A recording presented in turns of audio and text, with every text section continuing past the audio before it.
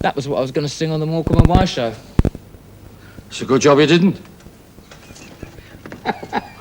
Well, come on, we've got to get back to it.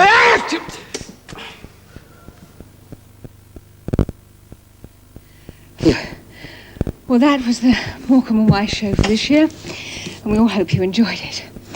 The next programme is the news. Now, if you'll excuse me just 1 minute, because one of us has got to go and get changed.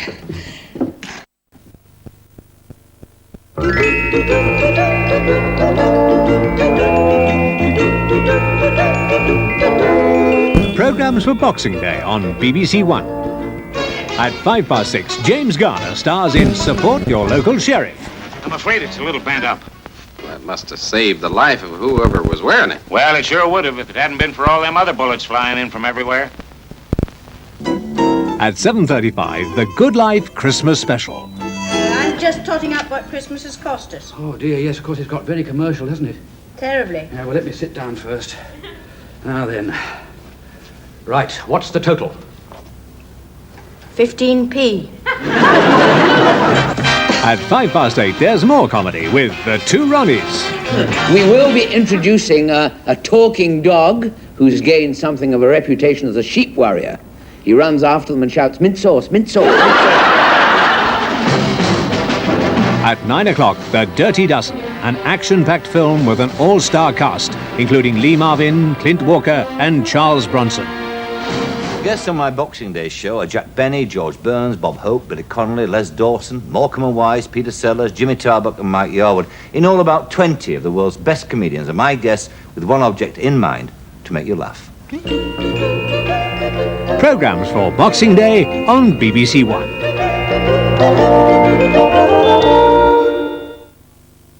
In 15 minutes, Barbara Streisand stars as Fanny Bryce in the screen version of the hit musical Funny Girl. Well, that's after an extended news on BBC1 with Angela Rippon.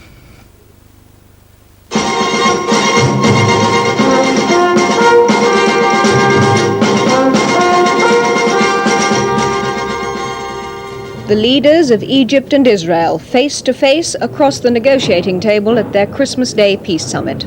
They've met twice in formal session. For President Sadat and Prime Minister Begin, the day has also included a long private talk and a sightseeing tour. It was the first time that an Israeli leader had set foot on Arab soil.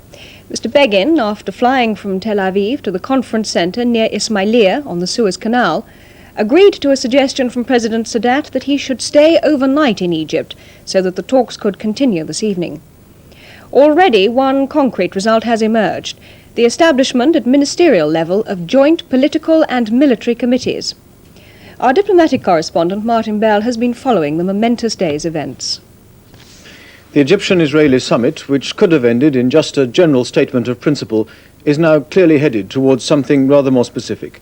The Israeli peace plan has been presented, and in such a way that the Egyptians are unlikely to reject it out of hand.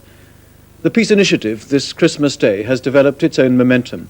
Events have moved it along. And Mr. Begin's visit to Ismailia was symbolically quite as extraordinary as Mr. Sadat's to Jerusalem 5 weeks ago. Our Middle East correspondent, Chris Drake, has sent us this report from Egypt. Prime Minister Begin was all smiles as he flew here, apparently confident that what he had to offer in the way of concessions would please President Sadat. Of course, it was also a great moment for him, about to land on Egyptian soil as an official guest for the first time.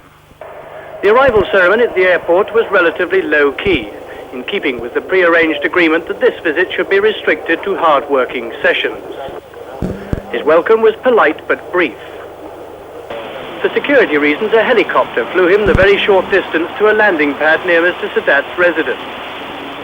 Then the Israelis completed the trip in a convoy of cars.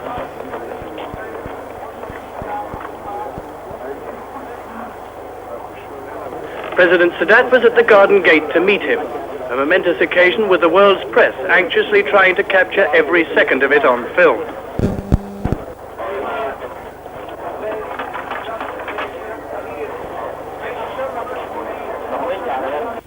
Once at the conference table, more picture-taking, and then, behind closed doors, Mr. Begin produced maps which outlined Israel's ideas on how far back their troops should pull from territories occupied in the '67 war. Before adjourning that session, the two sides also agreed to form political and military committees, one meeting in Egypt, the other in Israel. Both will be at ministerial level. For Christmas lunch, the two leaders went to another villa nearby, with Mr. Sadat himself driving the Cadillac. It was a working lunch, though, and afterwards there were still more talks. In fact, the two sides held another session around the conference table tonight and postponed the scheduled news conference until tomorrow morning. There's considerable speculation now as to just how well the talks are going and how pleased is Mr. Sadat with the concessions being offered. Some look upon the overnight stay as being a good sign. Others look upon it as being a bad one. The simple answer is we really don't know and are going to have to wait until that news conference tomorrow to find out. This is Chris Drake in Egypt, handing back to Martin Bell in London. Before he left for Egypt, Mr. Begin had briefed his Parliament's Foreign Affairs Committee about his peace plan, and he was angered to discover on his way to Ismailia that some of the detail had leaked out at home of what exactly it was that he was offering. It seems that this includes an immediate withdrawal by the Israelis from their present positions stood off from the Suez Canal to a line down the middle of the Sinai Peninsula from El Arish in the north to Ras Mohammed in the south. That line would be held for between 3 and 5 years. The Israelis would then pull back right up to the 1967 border. Their settlers in the Rafah salient and elsewhere would be Israeli citizens under Egyptian sovereignty. And by this time, according to the leaked Begin plan, the security problem would have been talked away. Israel and Egypt would have exchanged ambassadors. The territorial concessions are much more far-reaching than anything offered by the Israelis before, certainly than the more modest withdrawal that Mr. Begin himself had opposed during the Kissinger shuttle of 2 years ago. On the West Bank, the Israelis' prescription is much less specific. They suggest a self-governing council with 9 separate ministries to run internal affairs, but no change in sovereignty for 20 years at least. And that, for the Arabs, is the sticking point. We've just had this report by John Bierman from the West Bank. The double sonic boom of an Israeli jet fighter breaks into a West Bank Christmas service. For the Christian Arabs, 20% of all West Bankers, this Christmas Day has a special significance and not necessarily a joyful one. Pastor Audi Rantizi, Deputy Mayor of Ramallah, on the Begin plan for limited regional autonomy. They have taken all of our country, and what we are asking only for a portion of it, the West Bank and the Gaza Strip.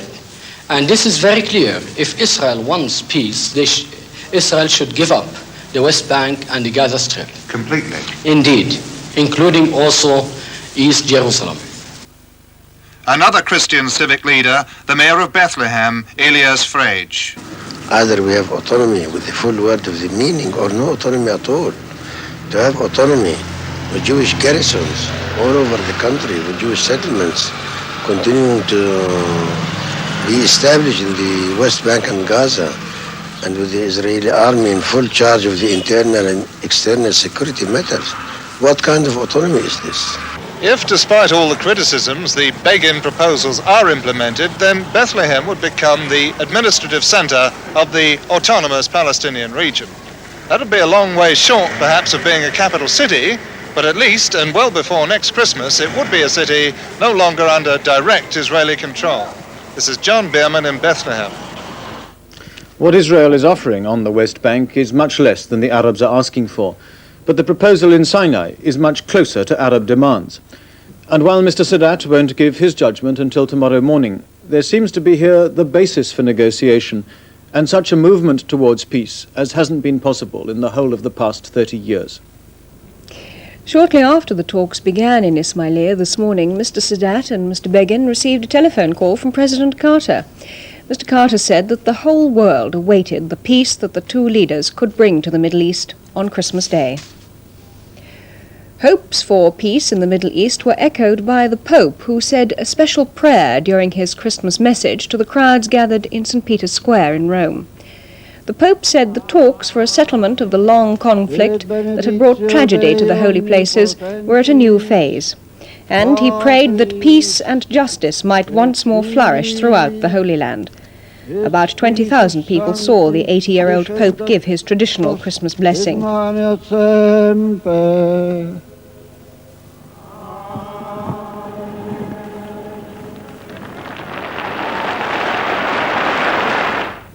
And here at home, the Archbishop of Canterbury has praised the work of people who are fighting for peace all over the world. In his traditional Christmas sermon at Canterbury Cathedral, the women who started the Northern Ireland peace movement were among those given special mention. The Archbishop also spoke about church attendance. He said Britain would soon be a very different place if people gave God a chance.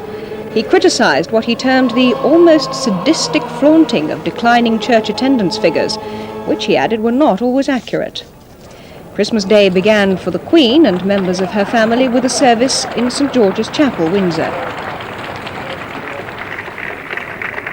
They were greeted enthusiastically by crowds of well-wishers, the kind of reception the royal family has been given throughout Jubilee year. In her Christmas broadcast, the Queen specially thanked people for their response to the Jubilee. She had asked for reconciliation, and it hadn't proved an impossible dream. She said the great resurgence of community spirit had shown the value of the Christian ideal of loving our neighbours. The Jubilee celebrations in London started with a service of thanksgiving in St Paul's Cathedral. To me, this was a thanksgiving for all the good things for which our Commonwealth stands, the comradeship and cooperation it inspires, and the friendship and tolerance it encourages. These are the qualities needed by all mankind. The evening before the service, I lit one small flame at Windsor, and a chain of bonfires spread throughout Britain and on across the world to New Zealand and Australia. My hope this Christmas is that the Christian spirit of reconciliation may burn as strongly in our hearts during the coming year. It's been a fairly quiet Christmas so far for army units on firefighting duty. Many of the troops at London's 25 Fire Station enjoyed Christmas lunch without interruption. According to service tradition, lunch was served at Finsbury Barracks by the officers, and Major General John Swinton helped serve up the fare to his men of the Royal Artillery.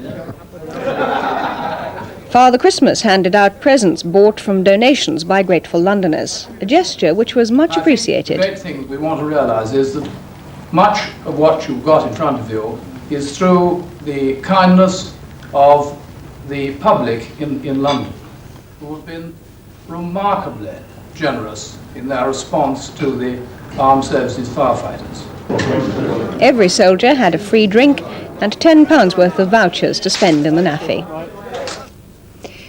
Christmas Day 1977 has also seen the death of one of the great figures in entertainment this century.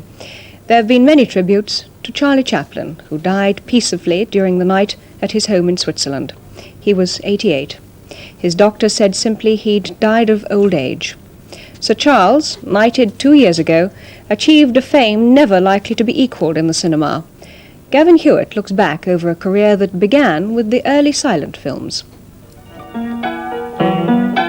The downtrodden tramp with shuffling feet was the character Chaplin created for himself when in 1910 he went to America and became a slapstick comedian.